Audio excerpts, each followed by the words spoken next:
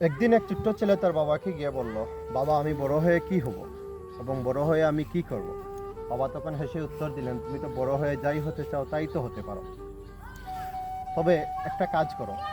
তখন বাবা একটি পাথর দিলেন, পাথর দিয়ে বললেন, তুমি এটা নিয়ে বাজারে চলে যাও। ছেলেটি বাবার কথায় বাজারে চলে গেল। বাজারে চলে যাওয়ার পর একজন মহিলা আসলো, আসার পর ছেলেটিকে জিজ্ঞেস করলো, পাথরটি তো অনেক সুন্দর, এটার দাম কত? আমি 20 টাকা দিব, তুমি কি আমাকে সেটা দিবে? তখন ছেলেটি কিছুই না বলে বাবার কাছে চলে আসলো। তখন বাবার কাছে আসার পর ছেলেটি ওই ঘটনা বলল। বলার পর বাবা বলল, এবার তুমি এই পাথরটি নিয়ে জাদু করে যাও। ছেলেটি যখন বাবার কথা শুনে আবার জাদু করে গেল।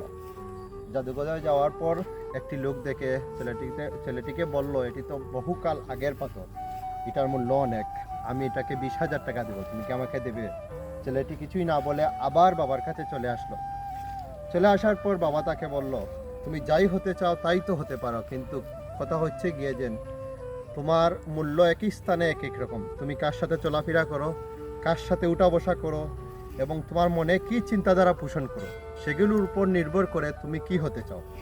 এবং বাস্তবিক পক্ষে তুমি যাই হতে চাও তাই হতে পারো। তোমার মনের চিন্তাধারাকে বিশাল সম পরিমাণ করতে হবে এবং তুমি কার সাথে চলাফেরা করো এবং সব সময় কার সাথে উঠা বসা করো সেগুলো নিয়ে তোমাকে ভাবতে হবে।